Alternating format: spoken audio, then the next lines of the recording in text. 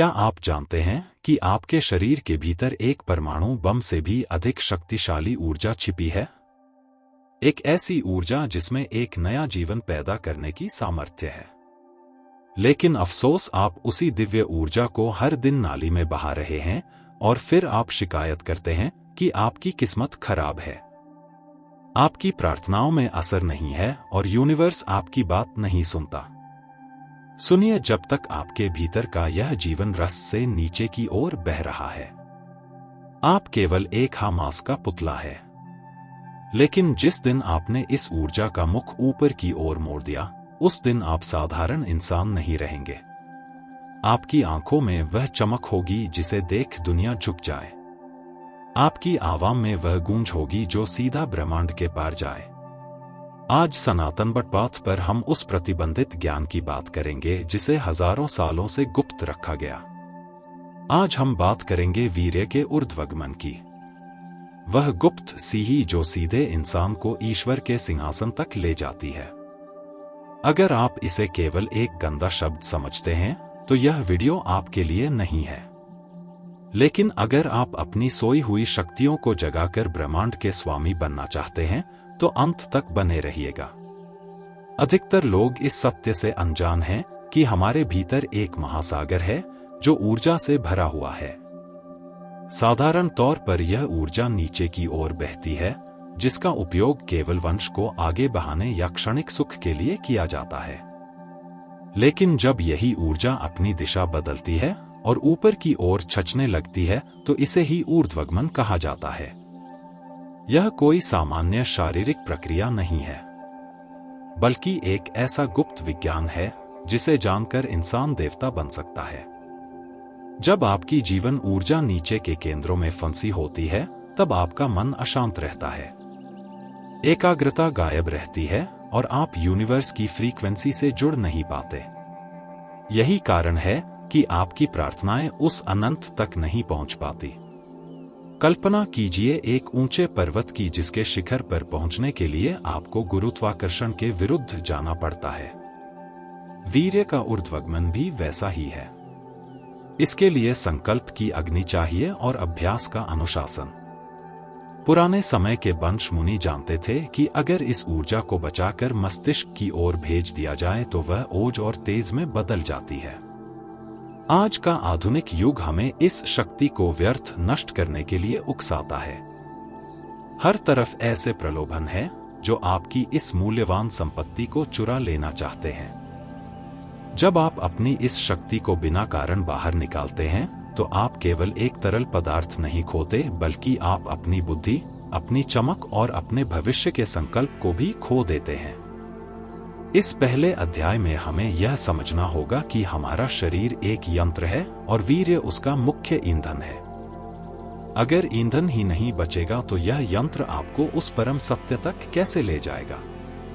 ऊर्ध्वगमन का पहला नियम है ऊर्जा को बहने से रोकना और उसे भीतर संचित करना। जब पात्र भर जाता है तभी वह ऊपर की ओर छलकना शुरू होता है। क्या आप तैयार हैं उस द्वार को खोलने के लिए जहां से आपकी सोई हुई शक्तियां जाग सकती हैं? यह मार्ग कठिन है, लेकिन जो इस पर चल पड़ता है उसके लिए संसार में कुछ भी असंभव नहीं रहता। आपकी हर इच्छा, हर संकल्प तब सिद्ध होने लगता है जब आपके भीतर का यह दिव्य रस आपके मस्तिष्क को ऊर्जावान बनाने लगता है। वीर्य और विचार का गहरा संबंध सेमेन माइंड एंड फ्रीक्वेंसी इंसानी शरीर के भीतर एक ऐसी प्रयोगशाला है जो हर पल आपके विचारों को हकीकत में बदलने की क्षमता रखती है। प्राचीन मनीषियों ने कहा है कि जैसा अन्न वैसा मन और जैसा वीर्य वैसा विचार। इसका मतलब है कि आपकी मानसिक शक्ति और आपके शरीर का यह दिव्य रस एक ही सिक्के के दो पहलू हैं। जरा सोचिए, एक बीज के भीतर पूरे के पूरे विशाल वृक्ष को पैदा करने की जानकारी छिपी होती है। ठीक वैसे ही वीर्य का एक अंश आपके पूरे अस्तित्व की सूचना और शक्ति को समेटे हुए होता है। यह केवल एक जैविक तत्व नहीं है, बल्कि यह एक जीवित एनर्जी है जो इंफॉर्मेशन और इंटेलिजेंस से भरी हुई है। जब आप इस शक्ति को सुरक्षित रखते हैं तो आपका मस्तिष्क एक सुपर कंप्यूटर की तरह काम करने लगता है। आज का विज्ञान भी यह मानने लगा है कि जो लोग अपनी काम ऊर्जा को नियंत्रित करना जानते हैं, उनकी याददाश्त और फैसला लेने की क्षमता दूसरों से कहीं अधिक होती है। जब वीर्य शरीर के भीतर वापस अवशोषित होने लगता है, तो वह रक्त के माध्यम से आपके नर्वस सिस्टम को पोषण देता है। इससे आपके सोचने का तरीका बदल जाता है। आपके भीतर से डर, चिंता और असुरक्षा की भावनाएं समाप्त होने लगती हैं। यूनिवर्स के साथ जुड़ने के लिए आपको एक खास फ्रीक्वेंसी पर होना पड़ता है। जब ऊर्जा नीचे की ओर बहती है, तो आपकी फ्रीक्वेंसी बहुत कम होती है। इस स्थिति में आप केवल अपनी शारीरिक जरूरतों के बारे में सोचते हैं। लेकिन जैसे ही आप ब्रह्मचर्य का पालन करते हुए इस ऊर्जा को ऊपर की ओर मोड़ते हैं, आपकी फ्रीक्वेंसी बनने लगती है। आप उस ऊंचे स्तर पर पहुंच जाते हैं जहां से आपकी इच्छाएं सीधे यूनिवर्स के साथ संवाद करती हैं। यही वह रहस्य है जिसे जानकर पुराने समय के योद्धा और विद्वान अजय बन जाते थे। काम वासना की जो ऊर्जा आपको विचलित करती है, वही ऊर्जा अगर रूपांतरित हो जाए तो वह क्रिएटिव फोर्स बन जाती है। महान चित्रकार, महान लेखक और महान आविष्कारक जाने अनजाने में इसी ऊर्जा का उपयोग करते आए हैं। जब आपका मन शांत और स्थिर होता है, तभी ऊर्ध्वगमन की प्रक्रिया शुरू हो पाती है। अगर आप अपने विचारों पर नियंत्रण नहीं रखेंगे तो शरीर में ऊर्जा संचित होना असंभव है। हर एक गंदा विचार इस अमूल्य शक्ति का सूक्ष्म रूप से क्षय करता है। इसीलिए ऊर्ध्वगमन की दिशा में पहला मानसिक कदम है अपने विचारों को पवित्र बनाना। याद रखिए, आप जो कुछ भी आज हैं, वह आपकी उसी ऊर्जा का परिणाम है जिसे आपने कल तक बचाया या खर्च किया है। यदि आप चाहते हैं कि आपका संकल्प पत्थर की लकीर बन जाए, तो आपको अपने भीतर के इस परमाणु बम को फटने से बचाना होगा और इसकी गर्मी को अपने आत्म विकास के लिए इस्तेमाल करना होगा। ऊर्ध्वगमन की प्राचीन विधियां, एंशिएंट टेक्निक्स ऑफ ट्रांसम्यूटेशन। अब सवाल यह उठता है कि इस दिव्य ऊर्जा को नीचे से ऊपर की ओर कैसे ले जाया जाए? क्या यह केवल सोचने से संभव है? नहीं। इसके लिए प्राचीन योगियों ने कुछ विशिष्ट शारीरिक और मानसिक विधियों का आविष्कार किया था। इन विधियों का मुख्य उद्देश्य शरीर के भीतर मौजूद प्राण वायु की दिशा को बदलना है। साधारण इंसान के शरीर में अपान वायु सक्रिय होती है, जो ऊर्जा को नीचे की ओर धकेलती है। ऊर्ध्वगमन के लिए हमें इस अपान वायु को प्राण वायु के साथ मिलाना पड़ता है। इसके लिए सबसे पहली और महत्वपूर्ण विधि है मूलबंध। मूलबंध का अर्थ है अपने शरीर के निचले द्वार को संकुचित करना और उसे ऊपर की ओर खींचना। जब आप इस अभ्यास को प्राणायाम के साथ जोड़ते हैं, तो रुकी हुई ऊर्जा को ऊपर उठने का रास्ता मिलता है। दूसरी प्रमुख तकनीक है विपरीत करनी। जब हमारा शरीर सामान्य अवस्था में सीधा खड़ा या बैठा होता है, तब गुरुत्वाकर्षण के प्रभाव से शरीर की जीवन शक्ति स्वाभाविक रूप से नीचे की ओर खींचती है। यही कारण है कि ऊर्जा का अधिकांश भाग नीचे के केंद्रों में ही अटका रहता है। लेकिन जब हम विपरीत करने का अभ्यास करते हैं, अर्थात पैरों को ऊपर और सिर को नीचे की दिशा में ले जाते हैं, तब प्रकृति का यही नियम उलट जाता है और ऊर्जा का प्रवाह अपने आप मस्तिष्क की ओर होने लगता है। प्राचीन योग ग्रंथों में इस मुद्रा को अमृत की रक्षा करने वाली मुद्रा कहा गया है, क्योंकि यह शरीर की शक्ति को नष्ट होने से बचाकर उसे ऊर्ध्व दिशा में प्रवाहित करती है। इसके साथ ही श्वास के विज्ञान को समझना अत्यंत आवश्यक है। जब व्यक्ति गहरी, लंबी और सचेत श्वास लेता है, तब फेफड़ों का निचला भाग सक्रिय होता है। यह सक्रियता रीढ़ की हड्डी के निचले हिस्से पर सूक्ष्म दबाव उत्पन्न करती है। यही वह स्थान है जहां मनुष्य की मूल शक्ति सुप्त अवस्था में स्थित रहती है। कुंभक अर्थात श्वास को भीतर रोककर रखना उस शक्ति को ऊष्मा प्रदान करता है। यह ऊष्मा ऊर्जा को सूक्ष्म रूप में परिवर्तित करती है, जिससे वह सुषुम्ना नाड़ी के माध्यम से ऊपर की ओर प्रवाहित होने लगती है। किंतु यह स्मरण रखना आवश्यक है कि ये सभी शारीरिक और प्राणायामिक अभ्यास तब तक प्रभावी नहीं हो सकते जब तक आहार शुद्ध न हो। तामसिक, भारी और अत्यधिक मिर्च मसाले वाला भोजन शरीर की आंतरिक अग्नि को असंतुलित कर देता है। ऐसी स्थिति में ऊर्जा उग्र हो जाती है और उसे नियंत्रित करना कठिन हो जाता है। इसके विपरीत हल्का और सात्विक भोजन ऊर्जा को शांत, स्थिर और नियंत्रित रखता है, जिससे उसका ऊपर की ओर प्रवाह सहज बनता है। इन सभी विधियों का अभ्यास करते समय मन का पूर्णतः शांत होना अनिवार्य है। साधक को यह अनुभव करना चाहिए कि उसकी रीढ़ की हड्डी एक खोखली नली के समान है, जिसके भीतर से प्रकाश की एक सुनहरी धारा ऊपर की ओर बह रही है और मस्तिष्क तक पहुंच रही है। यह केवल कल्पना नहीं है, बल्कि एक सूक्ष्म अनुभव है, जिसे निरंतर अभ्यास द्वारा वास्तविक रूप में महसूस किया जा सकता है। जब यह ऊर्जा हृदय केंद्र को पार करती है, तब व्यक्ति को गहन शांति और करुणा का अनुभव होता है। जब यह विशुद्धि चक्र तक पहुंचती है, तब वाणी में प्रभाव, स्पष्टता और सत्यता प्रकट होने लगती है। और जब यह अंततः आज्ञा चक्र अथवा पीनियल ग्रंथि तक पहुंचती है, तब मनुष्य को वह अंतर्दृष्टि प्राप्त होती है, जिसे सामान्य भाषा में दिव्य दृष्टि कहा जाता है। प्राचीन काल में ऊर्ध्वगमन का मार्ग अपेक्षाकृत सरल था, क्योंकि उस समय वातावरण शांत था और इंद्रियों को भटकाने वाले साधन अत्यंत सीमित थे। लेकिन आज का युग एक डिजिटल मायाजाल बन चुका है, जहां हर क्षण मनुष्य की इंद्रियों को उत्तेजित किया जाता है। आधुनिक मनोविज्ञान के अनुसार हमारा मस्तिष्क मुख्यतः डोपामिन नामक रसायन के आधार पर कार्य करता है। जब व्यक्ति इंटरनेट, अश्लील दृश्य या त्वरित सुख देने वाली गतिविधियों में लिप्त होता है, तब मस्तिष्क अत्यधिक मात्रा में डोपामिन छोड़ता है। यह डोपामिन धीरे धीरे इच्छा शक्ति को कमजोर कर देता है और व्यक्ति अपनी ही ऊर्जा को बाहर निकालने के लिए बाध्य हो जाता है। यहीं पर ऊर्ध्वगमन का विज्ञान और न्यूरोप्लास्टिसिटी एक दूसरे से जुड़ते हैं। जब व्यक्ति अपनी ऊर्जा को सुरक्षित रखता है, तब मस्तिष्क स्वयं को पुनः संगठित करना आरंभ करता है। यही वास्तविक अर्थों में ब्रह्मचर्य है, मस्तिष्क का पुनर्जन्म। जो ऊर्जा पहले केवल वासना और विकारों में नष्ट होती थी, वही ऊर्जा अब नए न्यूरॉन्स के निर्माण, स्मरण शक्ति और गहन चिंतन में प्रयुक्त होने लगती है। वैज्ञानिक शोध यह दर्शाते हैं कि आत्मनियंत्रण का अभ्यास करने वाले व्यक्तियों का प्रीफ्रंटल कॉर्टेक्स अधिक विकसित होता है, जो विवेक, निर्णय क्षमता और लक्ष्य पर केंद्रित रहने के लिए उत्तरदायी है। इस शक्ति के अभाव में मनुष्य अपने ही मन का दास बन जाता है। आज के युवाओं के लिए सबसे बड़ी चुनौती यही है कि वे अपने पर्यावरण को नियंत्रित करें। आंखें जो देखती हैं और कान जो सुनते हैं, वही भीतर बह रही जीवन शक्ति की दिशा निर्धारित करते हैं। यदि बाहरी संसार अशुद्ध होगा, तो आंतरिक ऊर्जा भी नीचे की ओर गिरेगी, और यदि बाहरी चयन सचेत होगा, तो वही ऊर्जा ऊपर उठकर मनुष्य को शांति, शक्ति और स्पष्टता प्रदान करेगी। यदि आप हर समय मनोरंजन और तात्कालिक उत्तेजनाओं के पीछे भागते रहेंगे, तो आपकी ऊर्जा कभी ऊपर नहीं उठ पाएगी, वह हमेशा नीचे के केंद्रों में ही घूमती रहेगी। इस आधुनिक युग में ऊर्ध्वगमन के लिए आपको सख्त रूप से डिजिटल उपवास की आवश्यकता है। कुछ समय के लिए स्क्रीन से दूर रहना, प्रकृति के निकट जाना और एकांत में बैठकर रहने से आपका तंत्रिका तंत्र शांत होता है।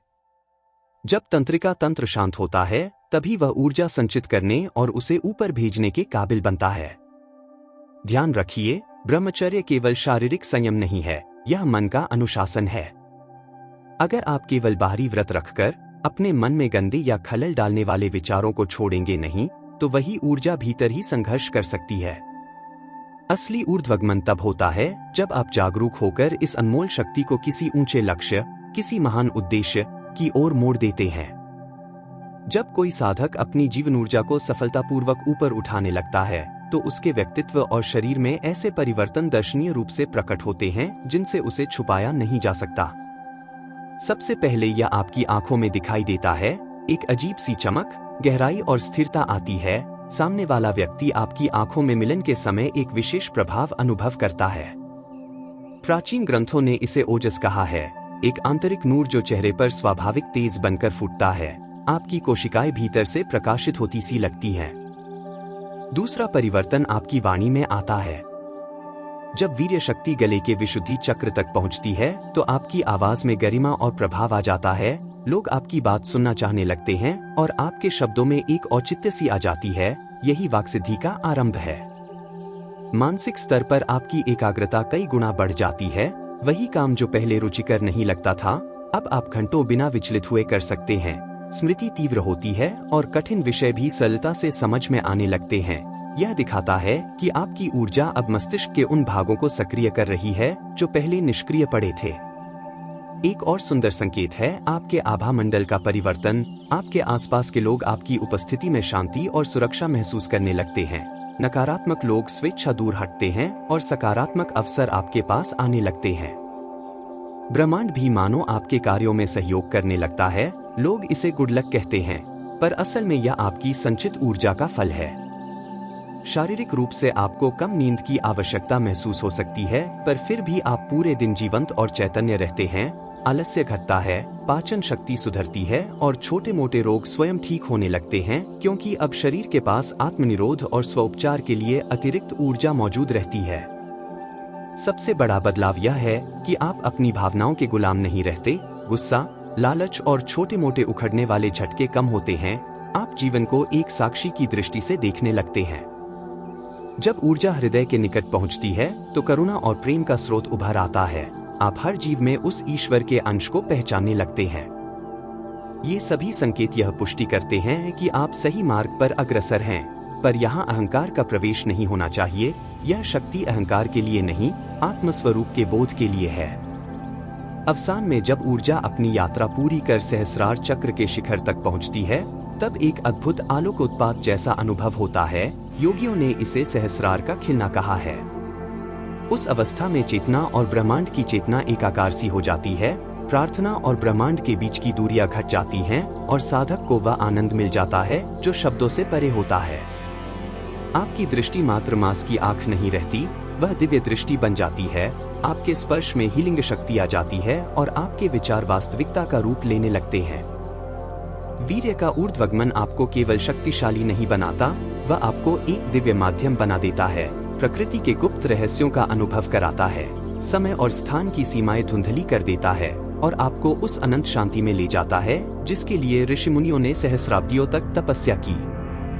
और जब यह अनुभूति गहरी होने लगती है, तब साधक के भीतर एक स्वाभाविक विनम्रता जन्म लेती है। उसे यह स्पष्ट दिखने लगता है कि यह शक्ति मैं की नहीं है, बल्कि उस चेतना की देन है जो सब में समान रूप से प्रवाहित होती है। इसलिए वह न तो स्वयं को दूसरों से श्रेष्ठ मानता है, न ही अपनी उपलब्धियों का ढोल पीटता है। उसके भीतर स्थिरता आ जाती है, न प्रशंसा उसे फुलाती है, न निंदा उसे तोड़ती है। यही संतुलन ऊर्ध्वगमन की परिपक्वता का संकेत है। इस अवस्था में जीवन अपने आप सरल होने लगता है। जिन परिस्थितियों से पहले भय लगता था, अब वे अभ्यास का अवसर बन जाती हैं। समस्याएं आती हैं, पर वे मन को हिला नहीं पाती। साधक जान जाता है कि हर चुनौती ऊर्जा को और परिष्कृत करने का माध्यम है। इसलिए वह भागता नहीं, टकराता भी नहीं, वह शांत रहकर साक्षी भाव से आगे बढ़ता है। यही कारण है कि उसके निर्णय अधिक स्पष्ट, समय पर और परिणामकारी होने लगते हैं। जैसे जैसे चेतना ऊपर स्थिर होती है, वैसे वैसे इंद्रियों की पकड़ ढीली पड़ने लगती है। स्वाद, स्पर्श, दृश्य और ध्वनि अब मालिक नहीं रहते, वे केवल उपकरण बन जाते हैं। साधक उन्हें उपयोग करता है, पर उनसे बंधता नहीं।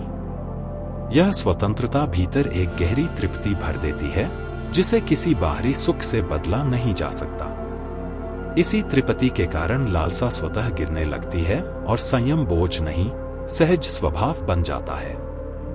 यहीं से जीवन का उद्देश्य स्पष्ट होने लगता है। अब लक्ष्य केवल व्यक्तिगत सफलता या भौतिक उपलब्धि नहीं रहता, साधक की दृष्टि व्यापक हो जाती है। वह जो भी करता है, उसमें लोक कल्याण का भाव जुड़ जाता है। उसकी उपस्थिति मात्र से वातावरण में व्यवस्था और शांति आने लगती है। यह कोई चमत्कार नहीं, यह संतुलित ऊर्जा का स्वाभाविक प्रभाव है। समय के साथ साधक यह भी समझ लेता है कि ऊर्ध्वगमन कोई एक दिन की घटना नहीं, बल्कि जीवन भर चलने वाली यात्रा है। कभी ऊर्जा तीव्र उठेगी, कभी स्थिर रहेगी, दोनों अवस्थाएं स्वाभाविक हैं। यहां धैर्य सबसे बड़ा साधन है। जल्दबाजी, तुलना और दिखावे से यह मार्ग बिगड़ जाता है। जो शांति से, निरंतर और श्रद्धा के साथ आगे बढ़ता है, वही इस विज्ञान के वास्तविक फल को अनुभव करता है। अंततः साधक के लिए साधना और जीवन अलग अलग नहीं रहते। उठना, चलना, बोलना, कार्य करना सब ध्यान का ही विस्तार बन जाता है। तब ब्रह्मचर्य नियम नहीं, स्वभाव होता है। संयम संघर्ष नहीं, सहजता बन जाता है। यही वह अवस्था है जहां मनुष्य स्वयं को खोजता नहीं, बल्कि स्वयं को जीने लगता है। याद रखिए, यह शक्ति बाहर से नहीं आती, यह सदा से आपके भीतर है। प्रश्न केवल इतना है कि आप इसे बहने देंगे या इसे ऊपर उठाकर जीवन को प्रकाशमय बनाएंगे। चुनाव आपका है। और जब आप यह चुनाव कर लेते हैं, तब पूरी सृष्टि मानो आपकी यात्रा में सहभागी बन जाती है। और जब साधक इस समझ में स्थिर हो जाता है, तब उसके भीतर समय के प्रति एक बिल्कुल नई दृष्टि जन्म लेती है। उसे यह अनुभव होने लगता है कि समय कोई बाहरी शत्रु नहीं है, बल्कि चेतना की गति का ही प्रतिबिंब है। जब मन बिखरा होता है, तब समय तेजी से भागता हुआ प्रतीत होता है, और जब चेतना एकाग्र हो जाती है, तब हर क्षण गहरा और विस्तृत हो जाता है। इसी अवस्था में साधक वर्तमान में टिकना सीखता है, क्योंकि उसे समझ आ जाता है कि शक्ति केवल अभी में ही उपलब्ध होती है। इस स्थिरता के साथ भीतर एक मौन विकसित होता है, ऐसा मौन जो खालीपन नहीं, बल्कि सजग उपस्थिति से भरा होता है। विचार आते हैं, पर वे शोर नहीं मचाते। भावनाएं उठती हैं, पर वे बाढ़ नहीं बनती। साधक उनके पार देखने लगता है। यही वह क्षण है जहां मन और बुद्धि के बीच का संघर्ष समाप्त होने लगता है और अंतःकरण अपने प्राकृतिक क्रम में लौट आता है। जब ऊर्जा ऊर्ध्वगामी होकर मस्तिष्क में स्थिर होने लगती है, तब साधक की समझ तीक्ष्ण और पारदर्शी हो जाती है। वह बातों के पीछे छिपे आशय को सहज ही पकड़ लेता है। झूठ, बनावट और छल उसे तुरंत दिखने लगते हैं, पर वह उनसे लड़ता नहीं, वह केवल उनसे अलग रहना सीख जाता है। यही विवेक है, और यही विवेक साधक को गलत संगति से बचाकर सही दिशा में बनाए रखता है।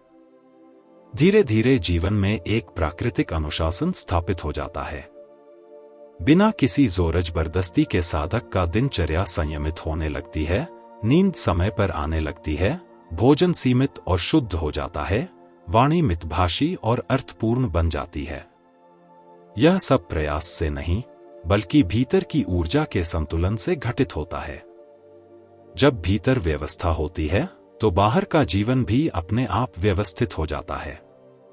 इस अवस्था में साधक के भीतर भय का क्षय होने लगता है। मृत्यु, असफलता या हानि का डर उसे जकड़ नहीं पाता, क्योंकि वह स्वयं को केवल शरीर और मन तक सीमित नहीं मानता। उसे भीतर कहीं यह दृढ़ अनुभूति होने लगती है कि जो वास्तविक है, वह नष्ट नहीं हो सकता। यही अनुभूति उसे साहसी बनाती है, ऐसा साहस जो आक्रामक नहीं, बल्कि शांत और स्थिर होता है। और फिर एक दिन ऐसा भी आता है जब साधक यह महसूस करता है कि खोज समाप्त हो रही है। जिस सत्य को वह बाहर ढूंढ रहा था, वह हमेशा से उसके भीतर उपस्थित था। तब साधना कोई लक्ष्य नहीं रह जाती, बल्कि कृतज्ञता का रूप ले लेती है।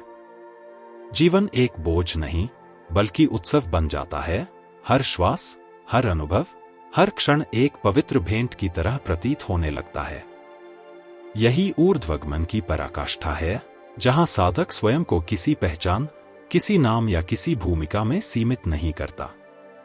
वह बस चेतना के रूप में स्थित हो जाता है। वहां न कुछ पाने की लालसा रहती है, न कुछ खोने का भय। केवल शांति, स्पष्टता और करुणा शेष रहती है। और इसी शांति से संसार में वास्तविक परिवर्तन जन्म लेता है। सनातन बटपाथ के सभी साथियों, अब समय आ गया है अपनी सोई हुई शक्ति को जगाने का। आप केवल एक शरीर नहीं हैं, आप अनंत संभावनाओं से भरा एक प्रकाश पिंड हैं। अपनी ऊर्जा को ऊपर उठाइए और उस परम सत्य का अनुभव कीजिए जो हमेशा से आपके भीतर उपस्थित था। यदि यह संदेश आपको सही समय पर मिला है, तो मैं आपसे एक चुनौती साझा करना चाहता हूं। 30 दिन ब्रह्मचर्य चैलेंज पूर्ण मार्गदर्शन सहित। इस वीडियो सीरीज में मैं हर एक दिन के लिए बिल्कुल स्पष्ट, आसान और व्यवहारिक निर्देश दूंगा। सुबह का ध्यान, सरल प्राणायाम, दिन भर का डिजिटल उपवास, सात्विक आहार के सुझाव, रात का रिफ्लेक्शन और छोटे छोटे अभ्यास जो आपकी ऊर्जा को बचाने और ऊपर उठाने में सीधा असर डालते हैं। यह चैलेंज सिर्फ तकनीक नहीं है, यह एक भावनात्मक सफर भी है। पहले कुछ दिन असहजता, बेचैनी और पुराने आदतों की खिंचातानी महसूस होगी। कभी कभी आंसू आ सकते हैं, पुरानी यादें सताएंगी और आपको लगेगा कि कुछ छूट रहा है। पर यही पल सबसे कीमती होते हैं। यही वे क्षण हैं जब अंदर का नीरस पदार्थ बाहर आता है और स्थान बनता है शुद्ध ऊर्जा के लिए। धीरे धीरे उस बेचैनी के पीछे शांति उभरती है, फिर स्पष्टता, फिर एक आंतरिक उत्साह जो किसी बाहरी चीज से मापा नहीं जा सकता। आप पाएंगे कि आपकी आंखों में विविधता कम, गहराई अधिक हुई है, वाणी में संतुलन और संकल्प आता है, और सबसे बढ़कर आपको अपने अंदर एक नया प्यार और करुणा का स्रोत मिलेगा। अगर आप इस 30 दिन यात्रा में मेरे साथ चलना चाहते हैं तो नीचे कमेंट में लिखिए, मैं तैयार हूं। मैं अगले वीडियो में पूरा फुल गाइडेड प्लान डाल दूंगा। दिन दर दिन निर्देश, क्या खाए क्या ना खाए, कितनी देर का ध्यान और प्राणायाम, और कौन कौन से छोटे छोटे परीक्षण होंगे जिससे आप अपनी प्रगति देख सकेंगे। यह यात्रा भावनात्मक रूप से गहरी है। कुछ दिनों में आप खुद को असहाय महसूस कर सकते हैं, पर हर चुनौती के पीछे एक नई शक्ति छुपी होती है। तैयार होने वालों के लिए यह 30 दिन जिंदगी बदलने वाले अनुभव लेकर आते हैं। यह सिर्फ सेल्फ कंट्रोल नहीं, बल्कि सेल्फ रियलाइजेशन का आरंभ है। आइए मिलकर यह यात्रा शुरू करें। अपने भीतर की दिव्य अग्नि को जलाकर दिखाइए। अगर यह वीडियो आपके लिए सही समय पर आया है तो कमेंट करिए और अपने अनुभव साझा करिए। मैं हर कदम पर आपके साथ रहूंगा।